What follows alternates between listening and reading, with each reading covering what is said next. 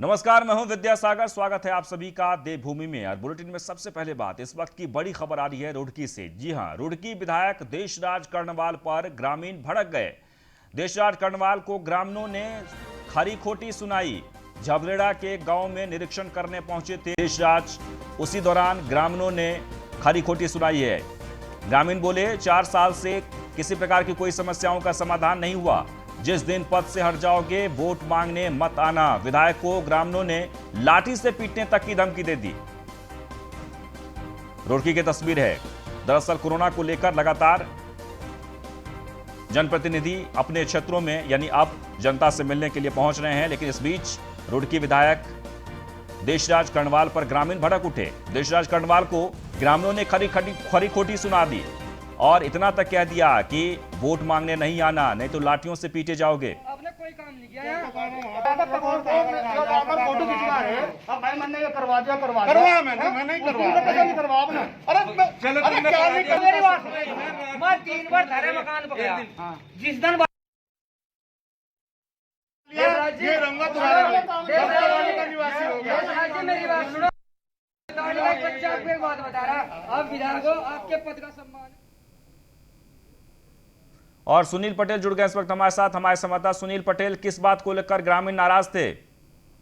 देखिए, बिल्कुल आपको बता दो, जिस तरीके से विधायक देशराज कर्णवाल है भाजपा से, इनका जो है लगातार वैसे विवादों में घिरा रहने का भी एक शौक हो गया है। जब भी ये क्षेत्र में जाते हैं तो क्षेत्रीय लोगों के अंदर एक आक्रोश देखने को बार बार मिलता है, क्योंकि क्षेत्र के अंदर इनको 4 साल पूरे हो गए हैं विधायक बने हुए, लेकिन क्षेत्र की जो समस्या है वो आज तक इनके द्वारा पूरी सही नहीं कराई गई है। लेकिन जिस तरह से कोरोना काल के चलते फिलहाल लोग बहुत ज्यादा परेशान है, उसको लेकर के ये भी कोविड-19 से पीड़ित थे, लेकिन अब इनको यही सही हुए हैं, क्षेत्र में जाना शुरू किया है। तो जिसके लिए ये जो है हर ग्राम के अंदर जा रहे थे और जो कोविड वैक्सीनेशन का जो कार्य है उसको लगवाने के लिए वहां पर देख करने के लिए गए थे कि यहाँ पर कहाँ पर कैंप लगाया जाए कि जहाँ पर सभी को वैक्सीनेशन किया जाए। लेकिन जिस तरह से वहां पर पहुंचे तो लोग वहां पर जो ग्रामीण थे वो इकट्ठा हुए, उन्होंने इनको जो है खरी खोटी सुना डाली और ये भी कह डाला कि आप अभी एक पद पर है, इस पद से जिस दिन आप हट जाएंगे, अगर यहाँ पर वोट मांगने आए तो गैलरी में डंडा रखा है, आपको लठिया दिया जाएगा। लेकिन जिस तरह से ग्रामीणों पर भी एक मतलब की गरिमा को नहीं समझ रहे हैं कि एक विधायक को वो इतनी बड़ी बात बोल रहे हैं, लेकिन जिस तरह से विधायक की बात करें तो जी सुनील, सबसे महत्वपूर्ण बात यह है कि एक गांव में निरीक्षण करने के लिए पहुंचे थे विधायक जी, और जो जनता जो वोट देती है उसे अधिकार होता है कि अपनी समस्याओं के समाधान को लेकर वो जब अपने जनप्रतिनिधि से अपनी बात करते हैं और जब पूरा नहीं होता है तो वो इस तरह से आक्रोशित होते हैं। लेकिन समस्याएं कौन सी है ये बताइए। समस्या की बात करें तो समस्या ये है कि जिस तरह नाले की समस्या हो जाती है और वहाँ पर जो सड़कों की समस्या है, क्योंकि जो मेन रोड है वो ऊंची उठ गई है, लेकिन जो गलियां हैं वहाँ पर वो अभी भी नीचे हो गई है। जो लोग वहाँ पर रहते हैं वो पानी में वहाँ पर आने जाने को मजबूर हो गए हैं, जिसको लेकर के ग्रामीणों के अंदर एक आक्रोश देखने को मिल रहा था। और जो वहाँ के जो लाइटों की जो सुविधा होनी चाहिए, जो नालों की सुविधा होनी चाहिए, वो बिल्कुल वहाँ पर नहीं देखी जा रही है, जिसको लेकर ग्रामीणों में एक भारी आक्रोश देखने को मिल रहा है। और उन्होंने इस तरह से जो विधायक को खरी खोटी सुना डाली। यानी इतने बात सुनने के बाद क्या विधायक जी ने कोई एक्शन लिया उस कार्य के प्रति जो इनकी जिम्मेदारी है? बिल्कुल बताना चाहूंगा, जिस जगह विधायक जी की बात करें तो विधायक जी का कहना यह है कि मैंने 10 काम कराए हैं। लेकिन अगर बात करें जिस गांव के अंदर ये पूरा मामला हुआ है वहां के 10 काम की बात करें तो 10 काम बहुत बड़ी बात नहीं, क्योंकि काफी बड़ी संख्या में यहाँ पर लोग रहते हैं, काफी बड़ा गाँव यहाँ पर ये है। लेकिन जिस तरह से उन्होंने बोला कि मैंने सड़कें बनवाई है, लेकिन जो सड़कें बनवाई है उन सड़कों का जो पानी है, क्योंकि सड़कें ऊंची उठ गई, जो गलियां हैं, जो मोहल्ले हैं वहां पर वो नीचे बढ़ गए, तो जो सड़क का मेन पानी है वो उन गलियों में घुसता है, जिसको लेकर ग्रामीणों में गुस्सा देखने को मिल रहा है। बिल्कुल, लेकिन हम आपसे जानना चाहते हैं कि एक्चुअल समस्या बताइए कि क्या विधायक ने वहां काम करवाए, और विधायक अगर काम वहां पर करवाए हैं तो ग्रामीण में इतना आक्रोश क्यों है? देखिए, बिल्कुल बताना चाहूंगा, अगर बात करें विधायक जी की तो विधायक जी का कहना है कि उन्होंने 10 काम कराया है, लेकिन ग्रामीणों का आरोप है कि उन्होंने यहाँ पर आज तक एक भी काम नहीं कराया है, जिसको लेकर के उनके अंदर इतना गुस्सा देखने को मिल रहा है। क्योंकि 4 साल इनको विधायक बने हो गए, राज्य में सरकार है, केंद्र में सरकार है, उसके बावजूद भी विधायक जी वहां पर काम नहीं करा पा रहे हैं। अगर बात करें इनके पूरी विधानसभा क्षेत्र की तो इन्होंने 25 मार्च को जो है ये बोला था कि जितने मेरी क्षेत्र की सड़कें हैं उन सभी को गड्ढा मुक्त कर दिया जाएगा। लेकिन हम भी जब क्षेत्र में निकलते हैं तो देखा जाता है कि कोई सड़क ऐसी है कि जिसको उन्होंने कराया, लेकिन बाकी जो सड़कें हैं वो फिलहाल भी गड्ढों में तब्दील हो रखी है। चलिए, बहुत बहुत शुक्रिया। तो एक बार आपको फिर से बता दें कि रुड़की के विधायक को ग्रामीणों ने खरी खोटी सुनाई है। चलिए आगे बढ़ते हैं। ऋषिकेश से श्रीनगर के बीच व्यास चट्टी से आगे कोड़ियाल व्यासघाट मोटर मार्ग में पड़ने वाले पुल को अब पूर्व में चयनित स्थान सिंहटाली पर ही बनाया जाएगा। मुख्यमंत्री तीरथ सिंह रावत ने कहा कि इस पुल के निर्माण को लेकर जनता बीते कई वर्षों से मांग उठा रही थी, जिसके निर्माण का अब रास्ता लगभग साफ हो गया है। मुख्यमंत्री ने कहा कि जनता की मांग पर इस पुल को पूर्ववर्ती स्थान पर ही बनाया जाएगा। मुख्यमंत्री ने बताया कि पुल की डीपीआर और बजट तैयार है। उन्होंने जल्दी से जल्दी इस पुल का निर्माण शुरू करने के निर्देश अधिकारियों को दिए हैं।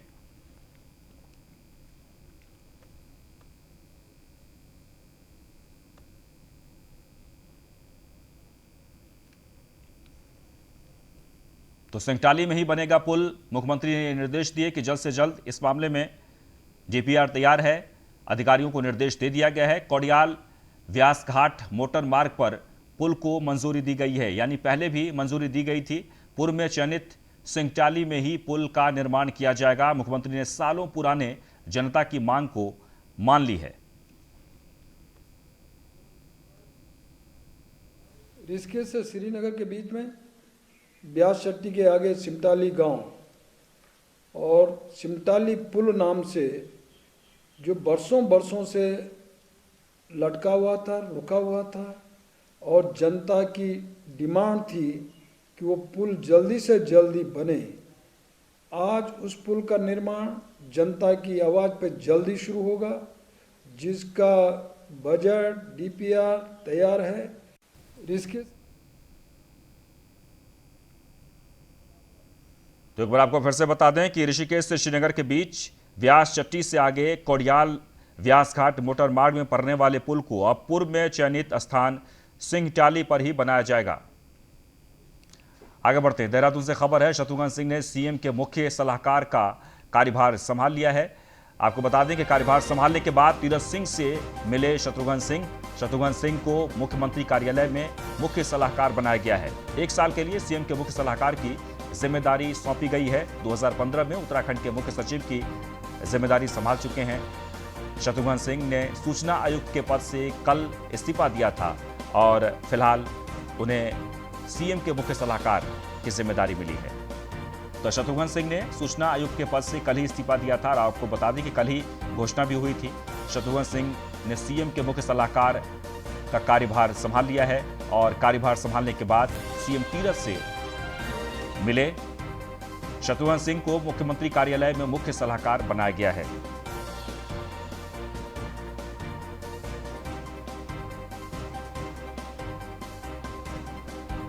एक बार आपको फिर से बता दें कि शत्रुघ्न सिंह ने सीएम को मुख्य सलाहकार का कार्यभार संभाला। इसके बाद मुख्यमंत्री से मुलाकात किए हैं।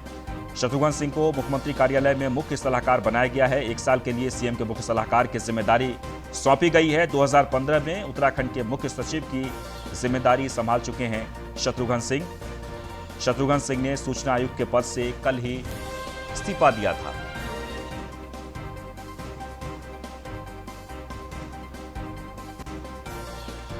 एक बार आपको फिर से बता दें कि आज शत्रुघ्न सिंह ने सीएम के मुख्य सलाहकार के तौर पर जिम्मेदारी संभाल ली।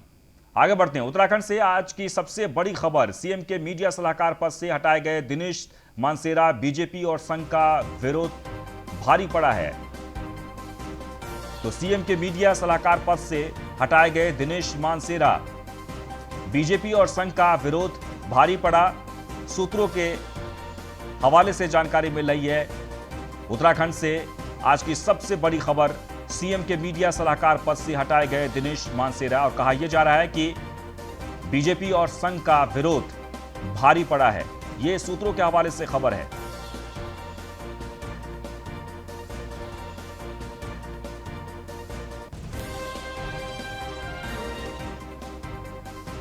एक बार आपको फिर से बता दें कि सीएम के मीडिया सलाहकार पद से दिनेश मानसेरा को हटा दिया गया है और सूत्रों के हवाले से जानकारी मिल रही है कि बीजेपी और संघ का विरोध भारी पड़ा है।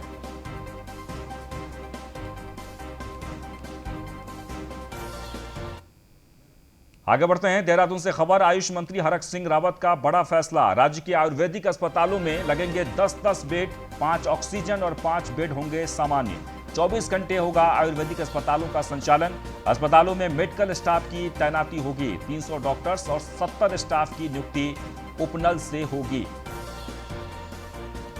तो 24 घंटे होगा आयुर्वेदिक अस्पतालों का संचालन। एक बार आपको फिर से बता दें, अस्पतालों में मेडिकल स्टाफ की तैनाती भी होगी और सबसे महत्वपूर्ण बात यह कि 300 डॉक्टर्स और 70 स्टाफ की नियुक्ति उपनल से होगी।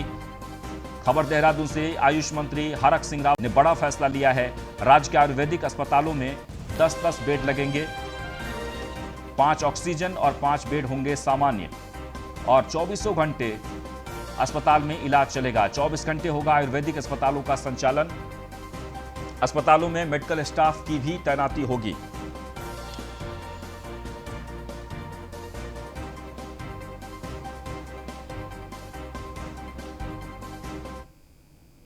जो श्रमिक हैं या कर्मचारी हैं जिनको 21,000 रुपये से कम से वेतन मिलता है और जो राज्य कर्मचारी बीमा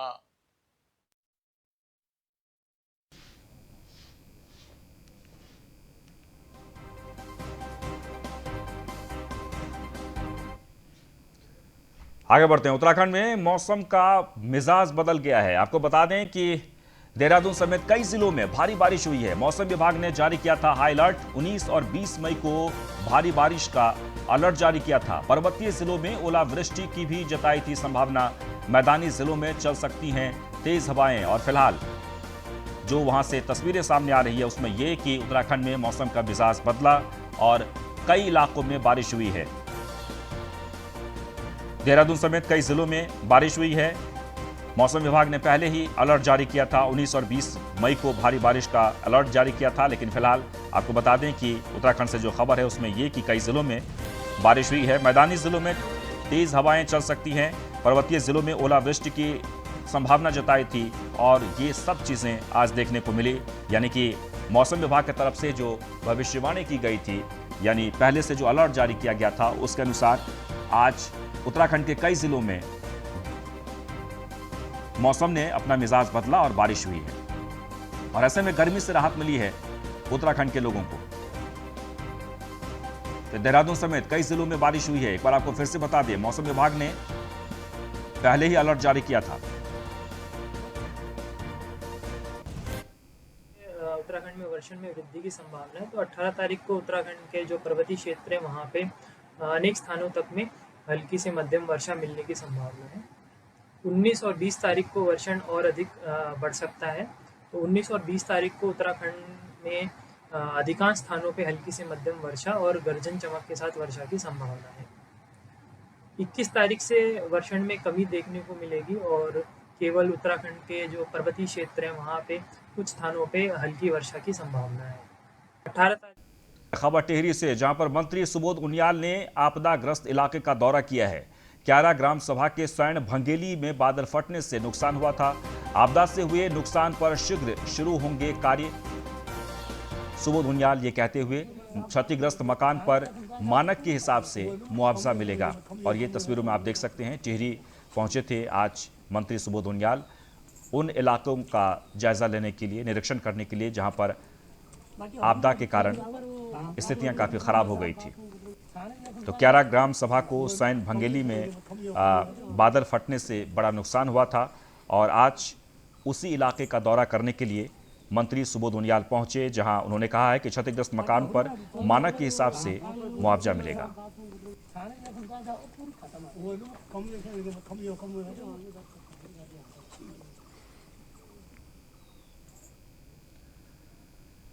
खबर देहरादून से, पूर्व उड्डयन सलाहकार दीप श्रीवास्तव का निधन हो गया है। मुख्यमंत्री तीरथ सिंह रावत ने शोक जताया है।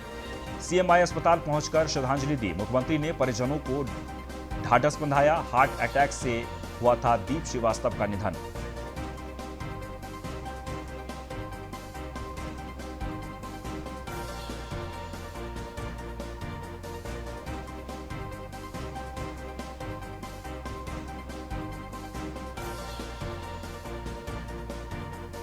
पूर्व उड्डयन सलाहकार दीप श्रीवास्तव का निधन हो गया है। मुख्यमंत्री तीरथ सिंह रावत ने शोक जताते हुए सीएमआई अस्पताल पहुंचकर श्रद्धांजलि दी। मुख्यमंत्री ने परिजनों को ढाढ़स बंधाया। हार्ट अटैक से दीप श्रीवास्तव का निधन हुआ है। एक बार आपको फिर से बता दें, खबर देहरादून से है, जहां पर पूर्व उड्डयन सलाहकार दीप श्रीवास्तव का हार्ट अटैक के कारण निधन हो गया है।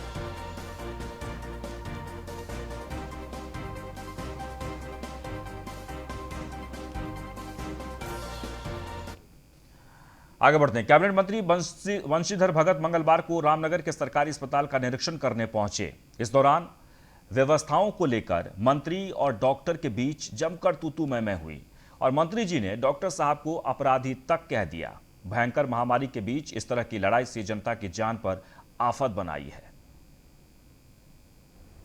मंत्री ने अस्पताल में अकड़ दिखाई, डॉक्टर ने भी जमकर सुनाई। महामारी में ऐसी लड़ाई, जनता पर आफत बन आई।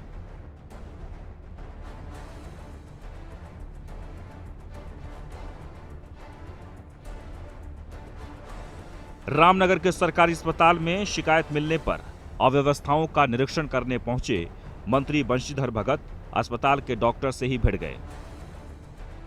कोविड प्रभारी मंत्री बंशीधर भगत जब रामनगर अस्पताल पहुंचे तो काफी देर तक अस्पताल में बैठे रहे, लेकिन डॉक्टर दीपक गोयल उनसे मिलने नहीं पहुंचे।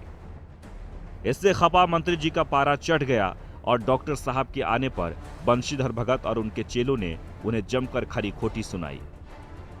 मंत्री की डांट सुनकर डॉक्टर दीपक गोयल भी चुप नहीं रहे। डॉक्टर साहब ने भी मंत्री जी पर पलटवार किया और कहा कि मैं कोई अपराधी नहीं हूं जो आप मुझे इस तरह से खड़ा करके बात कर रहे हैं। मैं मरीजों को देखने गया हुआ था और मैं इस माहौल में कोई भी बात नहीं करूंगा। सुनिए मंत्री जी और डॉक्टर साहब के बीच हुई नोकझोंक को। अभी गया हूँ 2 मिनट पहले, मैं सुबह से पेशेंट ही देख रहा हूँ। आपके आदमी ने बताया हमको कि आप कार्यालय में? जी मैं कार्यालय में भी गया था, ऑफिस में साइन करने गया था। पहले तो ये कहा कि तबीयत खराब है। किसने बोला? लाइसेंस को सर देखिए, मैं इस तरीके से बात नहीं करूंगा कि आप मेरे को खड़े होकर बात कर पाए। मैं तो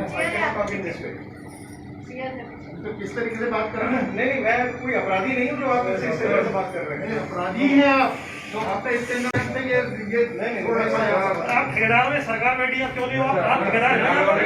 आप ठेकेदार में क्या हो? एक सेकंड, आपको चीजें क्लियर करना चाहते हैं, बताइए।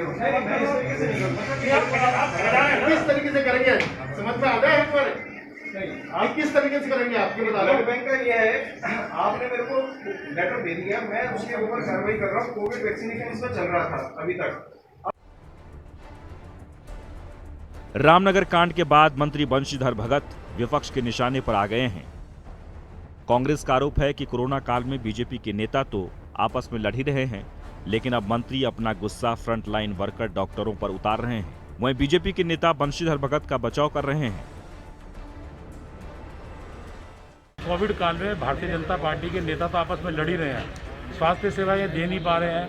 जो किट दी जा रही है उसके अंदर ना तो ऑक्सीमीटर है ना थर्मामीटर है, आम जनमानस को सुविधा नहीं दे पा रहे हैं। उसके विपरीत जो आज जनमानस की सेवा करने में जिन्हें आज भगवान का दर्जा दिया है डॉक्टर को, उन डॉक्टरों के साथ भी अपमान करने का काम भारतीय जनता पार्टी के मंत्री बंशीधर भगत जी कर रहे हैं। तो इससे स्पष्ट हो चुका है कि ये सिर्फ सत्ता के लालची हैं, इसके अलावा इनका कोई जनादेश नहीं है, ना कोई जनाधार है इस बात को लेके कि ये किसी की सेवा करते हैं।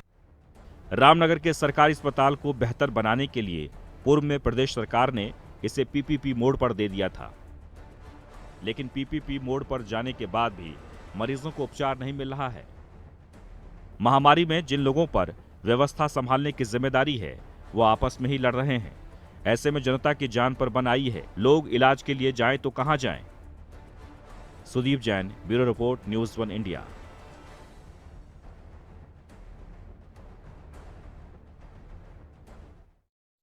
राज्य सरकार के प्रवक्ता और मंत्री सुबोध उनियाल ने कांग्रेस द्वारा चलाए जा रहे पीएम मोदी के खिलाफ पोस्टर अभियान पर हमला बोला है। प्रवक्ता सुबोध उनियाल ने कहा है कि कांग्रेस केवल भ्रामक प्रचार कर रही है। असल में देश में फेडरल व्यवस्था है, आपात स्थिति में देश मदद देता भी है और दूसरे देशों से लेता भी है। उनियाल ने बताया कि विदेश से आए उत्तराखंड में कुछ ऐसे लोग हैं जिन्हें हम वैक्सीन लगवाने जा रहे हैं। उनियाल ने कहा कि आपात स्थिति में भी कांग्रेस को सिर्फ राजनीति ही सूझ रही है।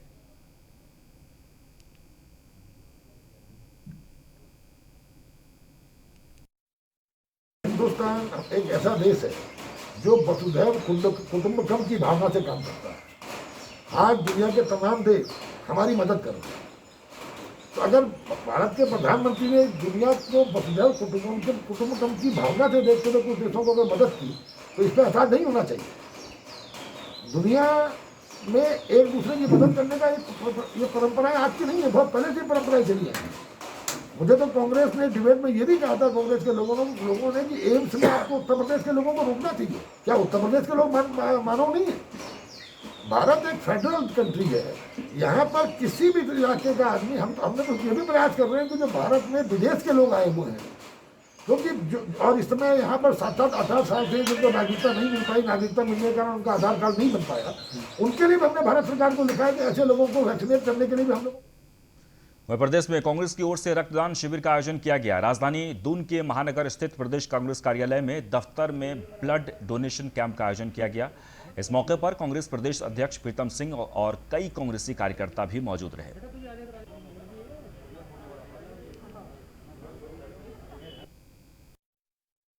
देखिए, आज क्योंकि रक्त की बहुत ज़रूरत है और रक्तदान जो है सबसे बड़ा जीवन दान है। इसको लेके आज हमने जो है यहाँ पे इस कार्यक्रम का शुभारंभ हमारे प्रदेश अध्यक्ष प्रीतम सिंह जी ने किया है और अभी क्योंकि पूरे प्रदेश के अंदर जो है ये कार्यक्रम आयोजित हो रहे हैं और हमारी ये कोशिश है कि ज़्यादा से ज़्यादा जो है रक्तदान हो, ताकि जो हमारे साथी लोग हैं, जो हमारे आम जनमानस बीमार पड़ा हुआ है, जहाँ भी उन्हें ज़रूरत है रक्त की, उन्हें रक्त हम देने का काम करें। देखिए, आगे बढ़ते खबर रुड़की से, जहां पर चुनावी रंजिश को लेकर भिड़े दो पक्ष, सैनिटाइजेशन और सफाई को लेकर भिड़ंत हो गई।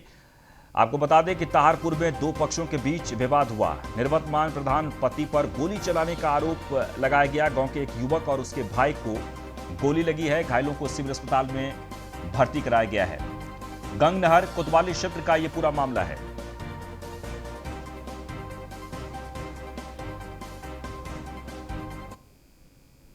और इसी के साथ इस बुलेटिन में बस इतना ही, लेकिन आप बने रहें न्यूज़ 1 इंडिया के साथ।